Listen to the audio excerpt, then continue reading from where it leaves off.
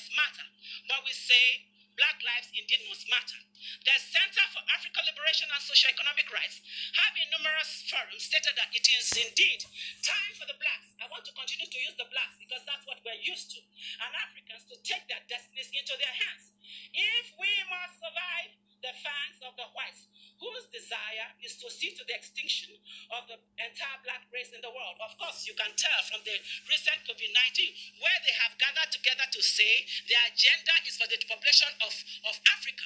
And of course, it will never happen. This is over 50 years down the line when the late Martin Luther King Jr. spoke about the emancipation of blacks in the United States of America.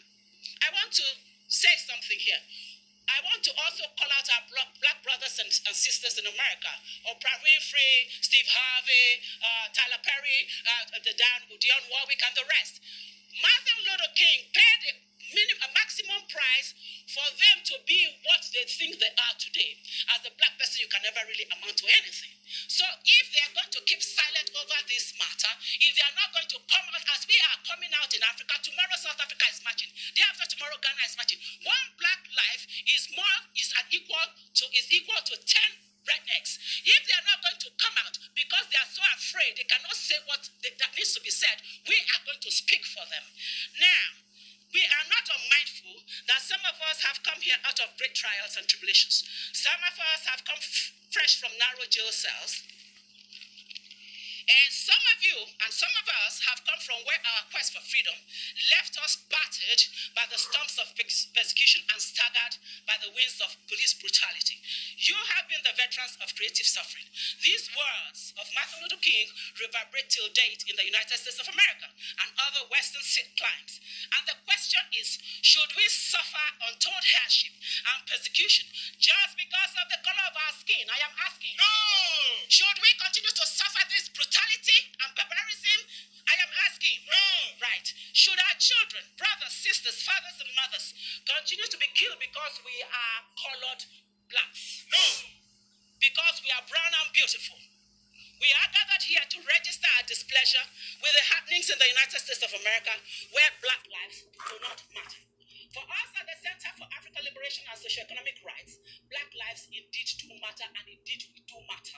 And this is the message we want the ambassador of the United States of America in Nigeria to convey to President Donald Trump. Our message is simple. Black lives matter. And racial discrimination must stop in the interest of peace, unity, and progress. If this does not stop, Africans, we must take our destinies into our hands and fight for our rights. Because according to the Universal Declaration of Human Rights, we are all born free. We are all born equal. Nobody is more equal than the other. We all have our thoughts and our ideas, and we should be all treated the same way.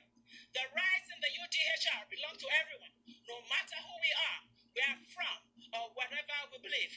We all have the right to life and to live in freedom and safety. No one, and I again repeat, no one should be held as a slave, and no one has...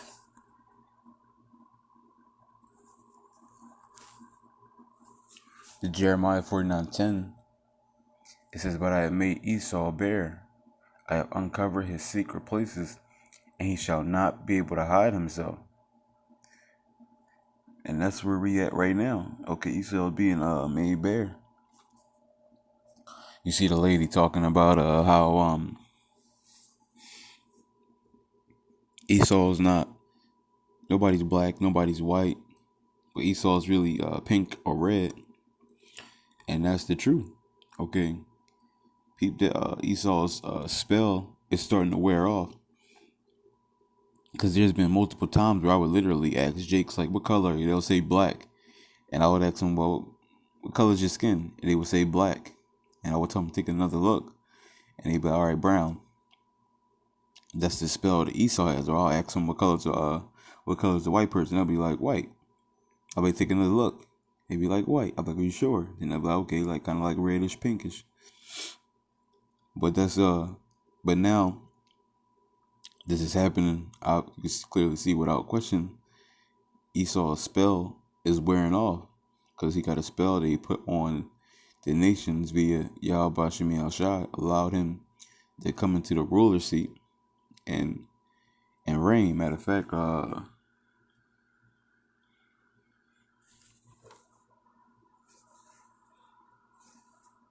think it's Revelation 10.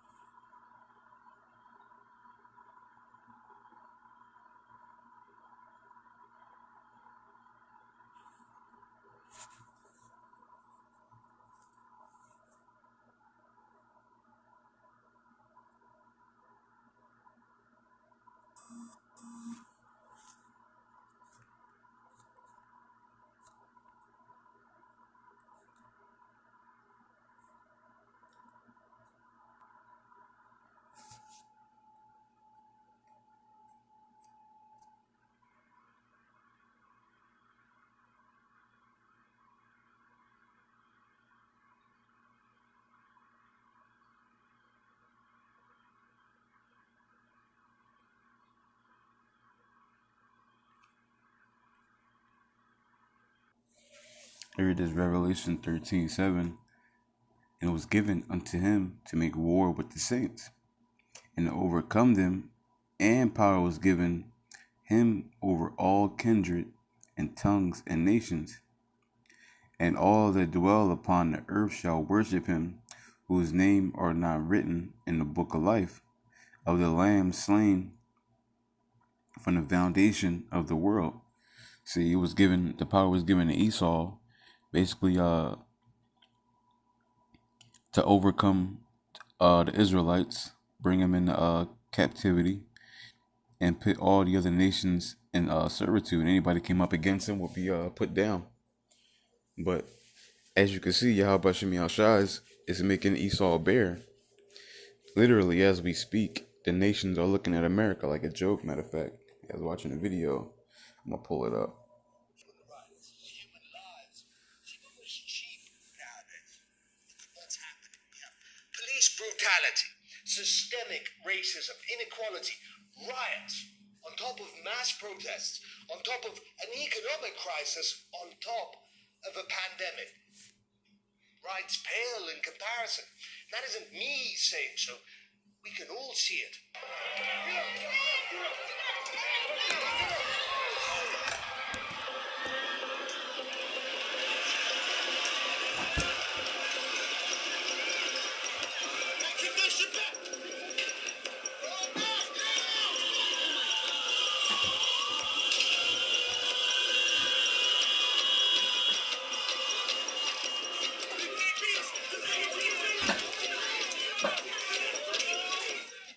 People are dying, even killing if the court agrees. Hundreds have been hurt, entire streets looted and torched. Destruction, rage and anger are there on both sides. That's hate, not something that's going to disappear in a week. 4,000 people have been arrested in just days. And you know what? It's not enough. Trump wants to make an example. You've got to arrest people. You have to track people. You have to put them in jail for 10 years, and you'll never see this stuff again. You have to dominate, or you'll look like a bunch of jerks. The First Amendment of the U.S. Constitution guarantees people's right to peaceful protest, to freedom of speech, and to the right of the press to do its thing. Here's what the police think of that. Paintballs and rubber bullets, a literal slap to the face, with little concern that they're shooting at journalists or peaceful protesters, filmed at it time and time again. But let's be frank, police are under huge pressure. Rioters mingle with the protesters, looting and burning and egging everyone else on. They must be dealt with, but like this? No. Where's the condemnation? We want to see a de-escalation of all of those tensions in America come together. Is that all? A journalist so much as trips over in China, for example, and rights groups get an aneurysm.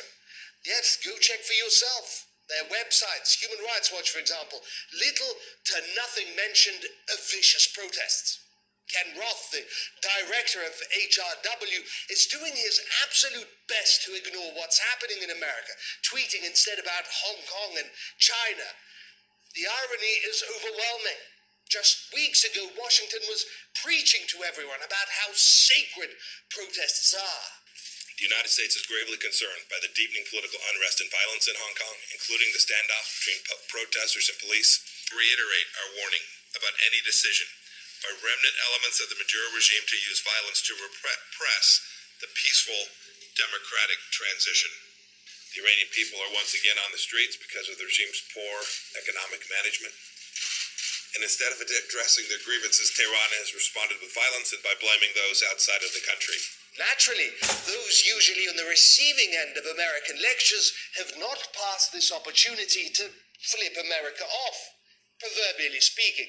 China tweeting the slogan of the protests in America, "I can't breathe," and others joining in on this chorus of counter-condemnation. To the American people, the world has heard your outcry over the state oppression. The world is standing with you. The American regime is pursuing violence and bullying at home and abroad. Why does the US glorify Hong Kong rioters as heroes and warriors while calling those US people who protest against racism rioters? The US blames restrained and civilized law enforcement while threatening to shoot protesters and mobilizing national security in the US. US practices are a world-famous double standard. What they don't get is America is exceptional. They've said it plenty of times. See, there it is. That's what I was talking about. Okay, you got Esau being made bare there. Everybody's coming up against his bullshit. Nobody is buying into his lies. Nobody's going for his double standards. But that's the fall of Babylon. Let me see.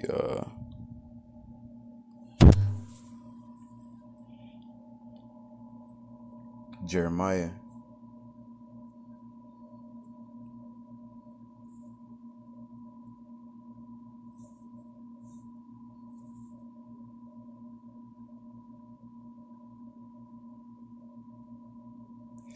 Jeremiah 15:5, it says, "For who shall have pity upon thee, O Jerusalem? Or who shall bemoan thee? Or who shall go aside to ask how thou doest? Thou hast forsaken me, saith Yahweh. Thou art gone backward. Therefore will I stretch out my hand against thee and destroy thee. I am weary with repenting." Yeah, because Yahweh Shemi Al-Shai, he put us in this predicament. Why? For coming up against him. Let me see, Isaiah.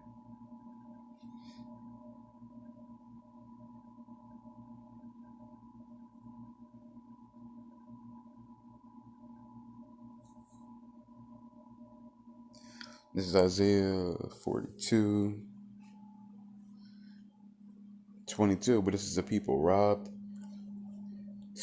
and spoiled. This is a people robbed and spoiled. They are all of them snared in holes. They are hid in prison houses. They are for a prey, and none delivereth, for a spoil, and none saith restore. Who among you will give ear to this? Who will hearken and hear for the time to come? Who gave Jacob for a spoil and Israel to the robbers? Did not Yahweh, he against whom we have sinned? For they were not walking his ways, neither were they obedient unto his law. Right? So Yahweh Shemi Al-Shai, he's brought these things upon us for being disobedient. Okay? And no matter how these nations are talking, they're not going to come in and do anything about it. Okay? There is not going to be no more savior. There's not going to be a savior outside of Yahweh Shemi Al-Shai. It's not going to fucking happen, no matter what they're talking about. Okay? Outside of Yahweh Shemi Al-Shai, there's not going to be no saviors coming. Okay, Yahweh Shemi Al-Shai is the only way.